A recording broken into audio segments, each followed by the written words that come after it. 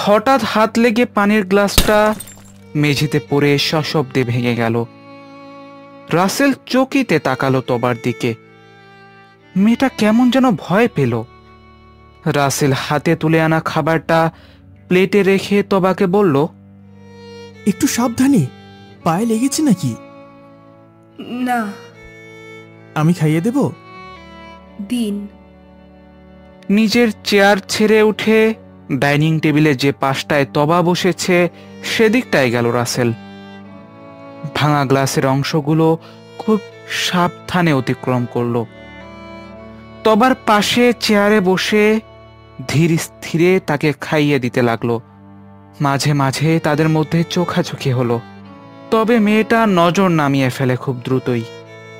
লজ্জার চেয়ে যেন তার মনে ভয়ের দানা বাঁধছে বেশি। সে রাতে তাদের মধ্যে আর তেমন কিছুই হলো না। বৃষ্টিময় রাত, তার মধ্যে রাসেলের ক্লান্তি ভাব তাদেরকে খুব দ্রুতই শয়ন কক্ষে নিয়ে এলো। পাশাপাশি শুয়েছে দুজন। তবার সাথে কিছুদিন আগেই বিয়ে হয় রাসেলের। মেয়েটা প্রথম প্রথম একদমই এমন ছিল না।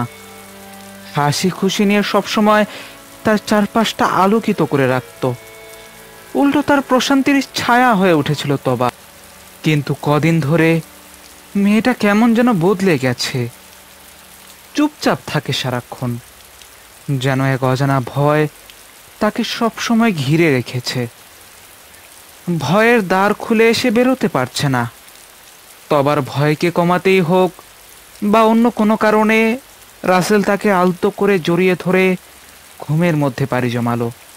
বৃষ্টিময় রাত, ঘুম যেন এক সুতোয় বাঁধা চাদর হয়ে নেমে এলো তাদের চোখে।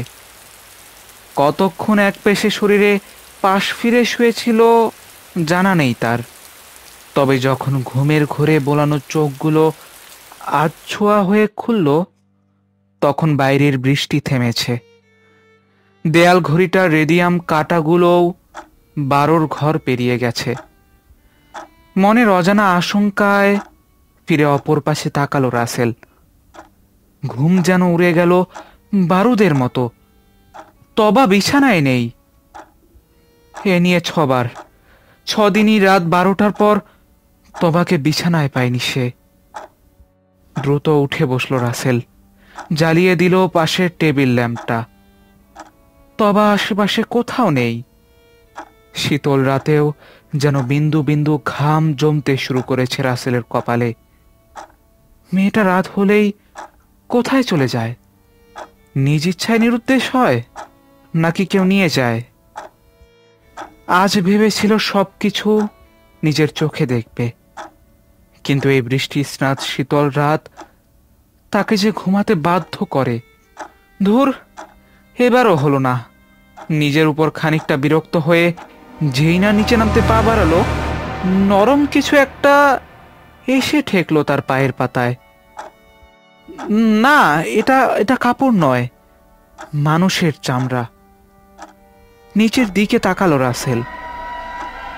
এক জোড়া পা বিছানার নিচ থেকে উল্টো হয়ে বেরিয়ে আছে। খানিকটা ভয়ই পেল রাসেল। বিছানার নিচে, তার মানে নিশ্চয়ই কেউ আছে।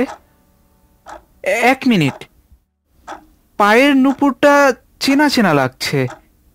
আরে হ্যাঁ, এটাই তো সেই নুপুর যেগুলো সে তবাকে কক্সবাজারে যাওয়ার পর কিনে দিয়েছিল। সেই হানিমুন থেকে ফেরার পরই শুরু হয়েছে যত অলৌকিক কর্মকাণ্ড। তবা কি তবে বিছানার নিচে লুকিয়ে আছে? কেন সে লুকাতে যাবে? কি নিয়ে লুকিয়েছে সে সেখানে? মনে একগাদা প্রশ্ন চেপে রাসেল বিছানার নিচে তাকাবার জন্য মাথা হেলতে লাগলো। আপনি কি খুঁজছেন ওখানে? কাঁধে হাতটা পড়ার সাথে সাথেই পিছন থেকে আওয়াজ এলো। দ্রুত পিছনে ফিরে তাকালো রাসেল। তবা, তুমি? হ্যাঁ আমি। কেন? আপনার বউ হিসেবে আমারই তো এখানে থাকার কথা ছিল, আপনার সাথে, আপনার পাশে। না না, ঠিক আছে, কিন্তু নিচে। বলেই দ্রুত বিছানার নিচে তাকালো রাসেল।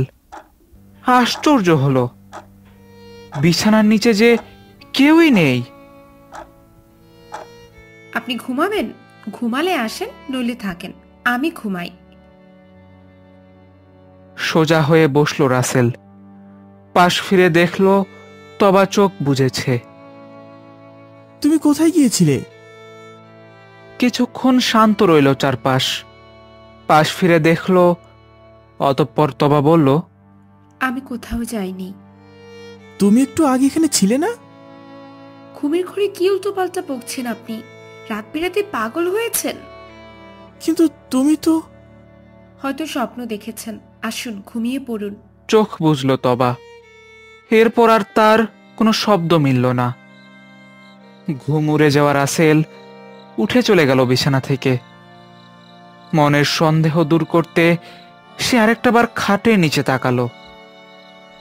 না, অন্ধকার ছাড়া আর কিছুই দেখতে পায়নি সে। মনের মধ্যে একগাদা সন্দেহ ও নানা রকম উদ্ভট চিন্তা নিয়ে সে চলে গেল জানালার কাছে। বৃষ্টি শেষে আকাশে ঘুরে ফিরছে খণ্ড খণ্ড মেঘ। গোলগাল এক উজ্জ্বল চাঁদ উকি দিচ্ছে তাদের মধ্য থেকে। জানালার পর্দা পুরো সরিয়ে দিল রাসেল। মেঘের আড়াল থেকেও উকি দিল এক সোনার থালার মতো উজ্জ্বল গোলাকার চাঁদ। চাঁদের সাথেই সে নিজের বিষাদ মেটাতে লাগলো একলা একা খোলা জানালার আড়ালে দাঁড়িয়ে। অথচ সে বুঝতেও পারল না চাঁদের আলো যে বিছানায় এসে পড়েছে, সে বিছানায় যে এখন আর কেউই নেই। পরদিন সকালে অফিসের ফাঁকে চুপি চুপি সে ফিরে এলো বাসায়। সাথে নিয়ে এলো স্থানীয় মসজিদের এক ইমামকে। রান্নাঘরে মাংস কাটছে তবা। দরজার আড়াল থেকে তাকে দেখে ইমাম সাহেব অবাক হলেন। রাসেলকে ডেকে নিয়ে গেলেন আড়ালে। কি হয়েছে ইমাম সাহেব? আমাকে এদিকে নিয়ে এলেন কেন? তুমি কি জানো ওটাকে? আমার স্ত্রী তবা, যাকে আমি কিছুদিন আগে বিয়ে করেছি। হ্যাঁ, তার উপর আমার সন্দেহ আছে কিছুটা। আমার মনে হয় তাকে জিনে ধরেছে, কিন্তু। রাসেলের কাঁধ ধরতে যেও ধরলেন না ইমাম সাহেব। নিজের আসল রূপে ফেরো রাসেল। তুমি কেন মানতে চাইছো না তোমার মৃত্যুকে? মানে কিসব বলছেন আপনি? আপনি ঠিক আছেন? আমি এখানে তবার রুকায়ের জন্য ডেকেছি, আর আপনি।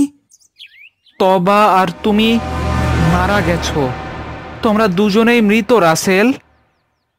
বুঝেছি, আপনাকেও জিনে ধরেছে। আপনিও। উনি ঠিকই বলছেন রাসেল। দুজনেই পিছনে ফিরে তাকালো। তবা রান্নাঘর থেকে বেরিয়ে এসেছে। কক্সবাজার থেকে ফেরার পথে আমাদের বাসটার অ্যাক্সিডেন্ট হয়। বাসে থাকা সবাই মারা গিয়েছে রাসেল, আমি, এমনকি তুমিও।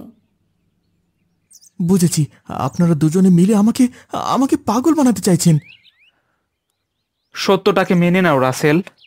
রান্নাঘরে থাকা কাচের জানালায় তোমার আর তোমার স্ত্রীর কোনো প্রতিচ্ছবি নেই। মৃতদের আয়নায় দেখা যায় না। তুমি নিজের মৃত্যুকে মানতে পারছো না রাসেল। আমি তোমাকে নিয়ে যেতে এসেছি রাসেল। চলো, চলো আমরা একসাথে আমাদের দুনিয়ায় ফিরে যাই। চলো রাসেল, আমার সাথে আসো। না না, এটা এটা মিথ্যে, এটা মিথ্যে। আমার কাছে আসবে না, আমার কাছে কেউ আসবে না, আমার কাছে কেউ আসবে না, এসব মিথ্যে। হঠাৎ ঘুম ভেঙে গেল রাসেলের। পাশের সিটে বসে থাকা তবা তাকে নাড়িয়ে দিতে লাগলো। কি হয়েছে কি আপনার? ঘুমের ঘরে কি বিড়বিড় করছেন? ওটা ওটা তার মানে স্বপ্ন ছিল? কোনটা স্বপ্ন ছিল? আমরা এখন কোথায়? সব দেখে ভুলে গেছেন? কক্সবাজারের ছুটি কাটানো শেষ। আমরা এখন ঢাকায় ফিরে যাচ্ছি। আমাদের বাস কাল ভোরে পৌঁছাবে ঢাকায়। হয়েছে, এবার চুপ করুন। বাসের সবাই আপনার কথাবার্তা শুনে বারবার এদিকে তাকাচ্ছে। আশপাশে তাকালো রাসেল। আরে, তারা তো একটা চলন্ত বাসে বসে আছে। চুপচাপ হয়ে গেল রাসেল। তবা তার কাঁধে মাথা রাখল। চলন্ত বাসটি বেশ বিপজ্জনকভাবে কয়েকটি ট্রাক ওভারটেক করলো। আরে, গাঞ্জা খাইয়া গাড়ি চালাইতেছে নাকি?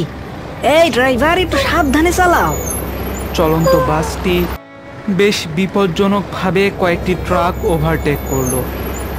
হঠাৎ আরেকটি ট্রাককে ওভারটেক করতে গিয়ে বিপরীত দিক থেকে চলে এলো একটি রড বোঝাই লরি।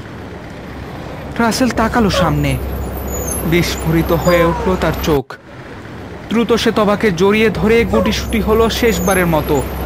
এক ভয়াবহ সংঘর্ষ তীব্র শব্দে যেন মুহূর্তেই বিভীষিকায় পরিণত হলো রক্ত ভেজা হাইওয়েটি।